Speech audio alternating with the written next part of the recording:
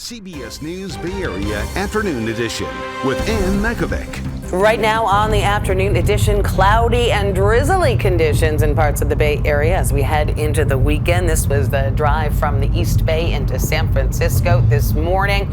Saw a few umbrellas around the city as well. Thanks for joining us this Friday.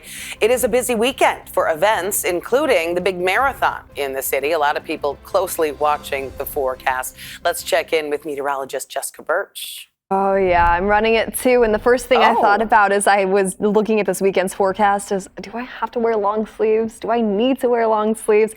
And in reality, it's going to be a cool morning as all those crowds are starting along the Embarcadero. So honestly, it's not the worst idea. We'll get to that forecast in just a second. I want to show you the numbers too. But let's start off with today's numbers and talk about this whole week. I mean, we've been sitting below average everywhere from Santa Rosa off into the East Bay all week long. Usually we're in the 80s, the 90s. This whole week we've been in the 70s with 60s along the coast from Half Moon Bay up into San Francisco. 70s stretched all the way down into the Santa Clara Valley this afternoon. Now, it was a cool and cloudy morning for us, and a little bit of drizzle started to really show its colors too throughout the bay. Now, as we head into the next couple hours, those clouds start to pull back. We're going to see sunnier skies throughout our inland areas, but it's still cool and cloudy along the coast into the evening hours tonight. And then the bay fills with fog once again to set up for Saturday's forecast. Now, from Saturday into Sunday, we're gearing up for 50s in the early morning hours, slowly turning into 60s by the afternoon. Now, this is our half marathon and marathon forecast. So it's a good idea as you're gearing up and getting ready for your outfits. I'm actually buying mine today to maybe consider having some layers, maybe a jacket that could zip and you could put around your waist. We'll have more on that coming up in just a bit, though. Over to you. All right. We are going to be rooting for you on Sunday, Jess. As we mentioned, the 2025 San Francisco Marathon returning this weekend. Thousands of runners from across the Bay Area, including Jess, competing Saturday and Sunday. The event includes several races from the full marathon to the family-friendly 1K. Our Kevin Coe has the story.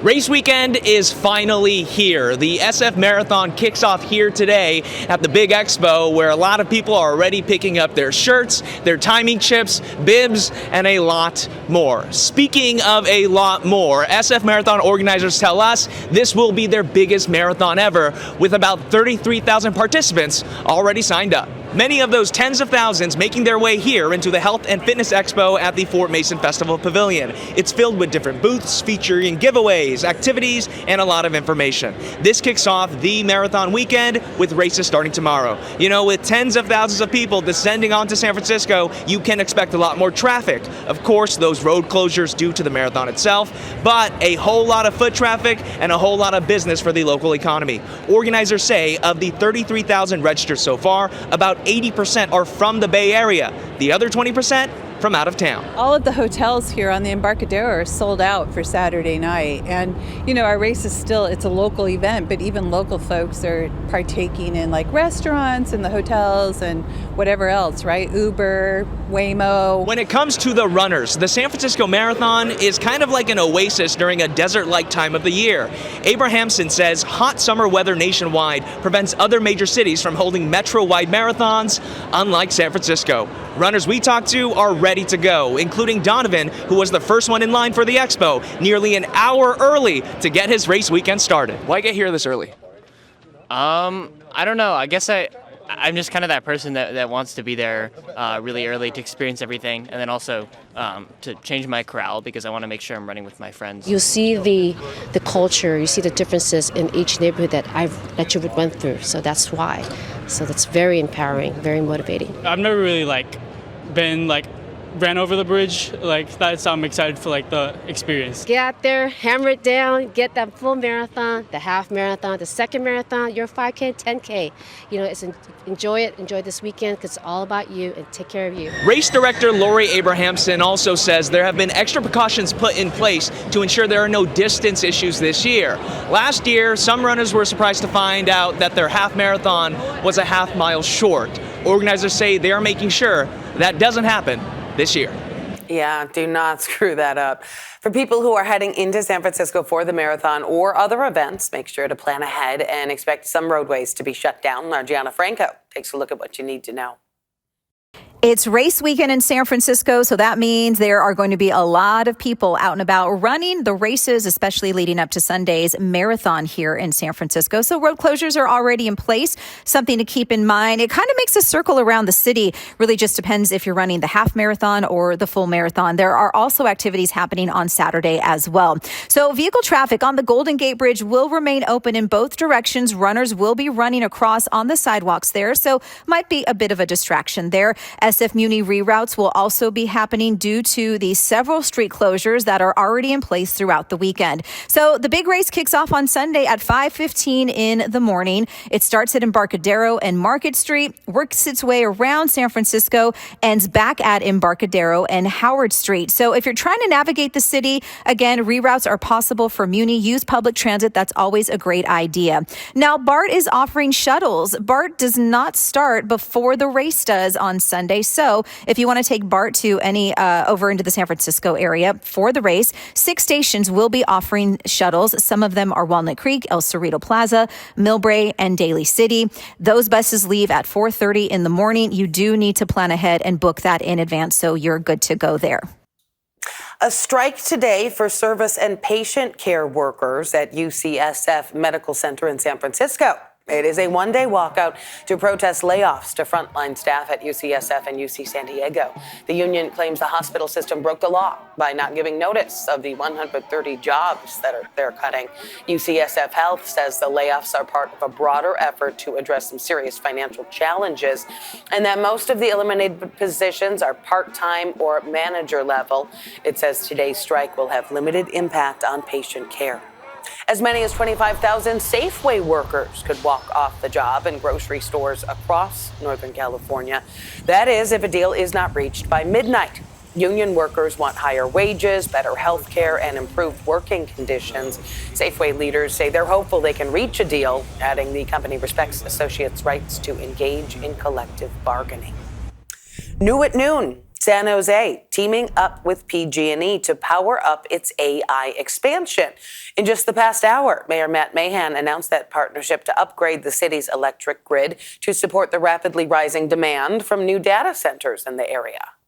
We have a really unique opportunity as a city to build out the backbone of future innovation, the next generation of data centers, R&D labs, advanced manufacturing facilities, because we have the power. We have up to 2,000 additional megawatts of power coming online in the coming years. Along with increasing grid capacity, PG&E is working with the city to boost its workforce and streamline permitting processes to meet the demand. Mayor Mahan says this partnership will help position San Jose as the West Coast's premier data center hub. The utility says it could even help lower power bills, spreading out its costs over more large-scale energy customers. Planned Parenthood closing 5 clinics across Northern California. Affiliate Marmonte says this is all because of budget cuts from the Trump administration. According to the Chronicle, the shuttered clinics are in South San Francisco, San Mateo, Santa Cruz, Gilroy, and Madera. We've reached out to Planned Parenthood of California for comment. The DOJ's second highest ranking official has wrapped up his questioning of convicted sex offender Jeffrey Epstein's longtime associate, Ghislaine Maxwell. The Deputy Attorney General questioned Maxwell for a second day in Florida, where she is serving time for her sex trafficking conviction. That comes as pressure is mounting on the Trump administration, including within his own party, to release more information related to the case. Epstein died by suicide in 2019 while awaiting trial on charges of sex trafficking. Meantime, President Trump on his way to Scotland. He is set to arrive within the hour. It's going to be a 5-day trip, all about his passion for golf. The president is going to visit his luxury courses there. A February poll found around 70% of Scots have an unfavorable opinion of President Trump. But his courses provide employment, and the White House says that has had a positive economic impact on the area. President Trump also expected to meet with the British Prime Minister. The 25% U.S. tariffs on British steel imports could be a big focus of discussion. And taking a check on Wall Street and the big board this Friday. Right now, the Dow is up about 200 points as we close out the trading week. Tesla says it is starting its robotaxi service in San Francisco this weekend, but the DMV says the company has not secured a permit for driverless testing. In a possible workaround, Tesla says each robotaxi will have an employee in the driver's seat with full access to the brake and steering wheel. An internal memo yesterday viewed by Business Insider told staff about the launch. It said the timeline had been moved up and that some Tesla owners would receive an invitation to use the new service. The memo says the service area includes San Francisco, Marin County, much of the East Bay, and the Peninsula. Still ahead here at noon and streaming on CBS News Bay Area. A popular festival returning to the South Bay. The changes made after a mass shooting and the pandemic. Plus, they travel in a cooler bag and are placed carefully in the wild. We'll introduce you to the newest residents of the Presidio that are meant to replace an extinct species. In today's Project Earth, we have a story about a little blue butterfly that used to call San Francisco home. About 100 years ago, the species was driven to extinction because of human activity. But as our Juliette Goodrich shows us, this butterfly's story is far from over. In fact, it's taking new flight. At the Presidio in San Francisco, researchers, community scientists, and park officials gathered in hopes of filling a vacancy. Among the volunteers, students Candace Mills and Eva Driggs. It's already perfect for them here. Yeah. Perfect home. Super awesome. From a cooler bag. It's the last one. Meet the new residents. Inside each container, a single silvery blue butterfly sipping on a cotton ball soaked in fruit punch Gatorade. It took 30 years to restore these sand dunes. With these butterflies, a historic effort is now underway to restore another lost treasure. As the morning sun warms up, the silvery blues will be released. The first thing that we're going to do is put this mesh over and release it underneath the mesh. The butterflies pop out, the mesh is removed, and they take off. There. Volunteers track their flight for about an hour. By bringing back this butterfly, we are bringing back more of what used to be here. Scientists want to see if this batch of silvery blues will take up residence and perform a critical function once done by an extinct butterfly called the Xerxes blue. We are expecting that the silvery blue will fill the gap that was left by the Xerxes extinction. Before the gold rush, the Xerxes thrived in coastal dunes around San Francisco. It kept the habitat healthy by pollinating plants and serving as food for other critters. Rapid urban development destroyed the dunes, and that destroyed the Xerxes. This is an iconic species that literally was the first butterfly or invertebrate to go extinct in North America. Senior research fellow Darrell Capon is with the California Academy of Sciences. He heads up the project. It's an opportunity to try to practice how we fix the environment. At the Academy, tests confirm the closest living relative to the extinct Xerxes is the silvery blue. Not only that, like the Xerxes, the silvery blues living near Monterey also like cold, foggy weather, dune habitats, and deerweed. That's where they lay eggs. With permission, scientists brought some back to the Presidio. You know, this is a pretty magical moment. Phoebe Parker-Shames is a wildlife ecologist with the Presidio Trust. She says adding the silvery blues into the habitat builds resilience into a world that's facing climate change. If 1 year it's too hot for a particular species and their population sort of has a dip, there's another species there that can help fill the same role. So far this year, about 50 silvery blues were released. Eva and Candace saw one already laying her eggs on some deerweed. It was really cool, honestly. New hope taking flight. A fan favorite festival is back today in the garlic capital of the world. We saw some of the setup for the 3-day Gilroy Garlic Festival yesterday. It's been 6 years since the last festival shut down after the 2019 mass shooting and COVID pandemic. This year it's been moved from Christmas Hill Park to the much smaller Gilroy Gardens family theme park. Each day's attendance is now capped at 3,000 tickets and it is sold out. Taking a live look at Oracle Park now, where the Giants face the Mets tonight. And you might want to leave early if you're heading that way, because the Valkyries also back in action tonight against the Dallas Wings at Chase Center. So both games start right around 7 o'clock.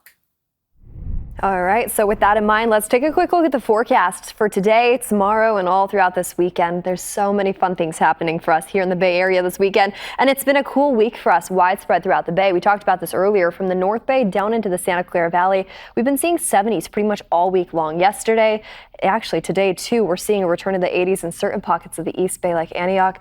We're still holding on tight to 60s along the coast and all the way up into San Francisco. Let's dive into what we have as we head into the evening hours tonight. We had drizzle in the forecast this morning. That started tapering off just a couple hours ago. And now we're going to start seeing a lot warmer and drier weather builds as we head off into the East Bay this afternoon. Now for our friends along the coast, it's still cool and cloudy with 60s in the forecast for us this afternoon. And then the Bay fills with the fog once again. We talked about this earlier too, the San Francisco Marathon happening on Sunday. If you're in one of those early corrals, make sure you have layers and you're ready to go. We're starting off the morning in 50s.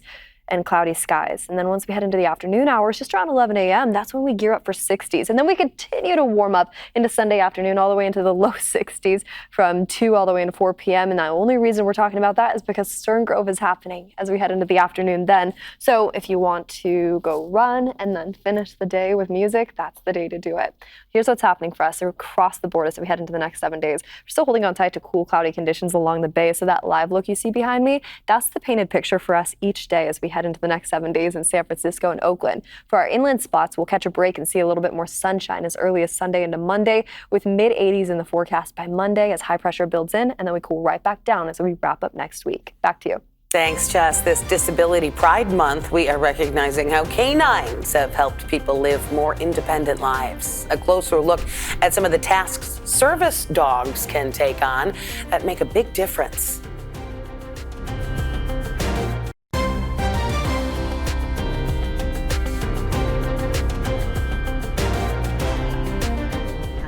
Well, July is Disability Pride Month, and tomorrow, marking 35 years since President Bush signed the Americans with Disabilities Act, the first ever civil rights law for people with disabilities banning discrimination in education, transportation, employment, and other areas of life.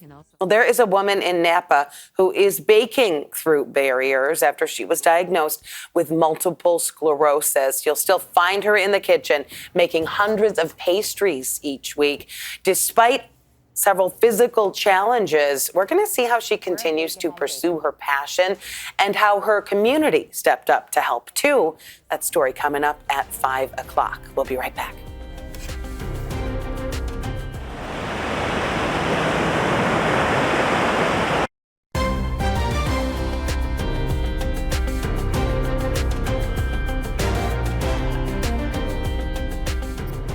The American Disabilities Act made the United States more inclusive and accessible in all aspects of life. It also paved the way for service dogs to help out as much as we see them do today. And Canine Companions, which got its start here in the Bay Area, helps people live more independently.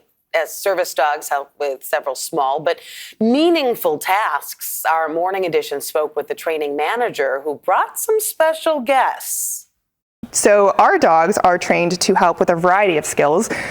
So Nova here can pick up any item off the floor pretty much. So she's going to actually demonstrate picking up some keys for me. She can tug open doors, tug laundry baskets. She can push automatic door buttons, or drawers or cabinets are closed and whatnot. Can Nova show us? Absolutely. Hi, honey. Okay, so I have a pair of keys here. Oh my yes, sit. Good girl. Nova, get. Wow. Yeah. You got it, girl. Oh, yes. Good job, Nova. You're so smart. Yes. Good girl. Nice job. We also had a very special guest in the studio today. Check it out. Chase from the show Paw Patrol. He came to celebrate our friend Scoop as she is training to become a service dog with Canine Companions. Chase made her an honorary member of the Paw Patrol. The Nickelodeon show is all about teamwork, problem solving, and helping others in the community. And of course, I had to get a picture with Chase along with my dog, Sandy. We were both a little starstruck. She's still recovering from it right now. Big fan, big fan. Yeah, so She's not trained and she's a super mutt, but she's a star in our eyes. That is it for the afternoon edition. Remember, we are streaming 24/7 on the free CBS News app. Thanks for joining us.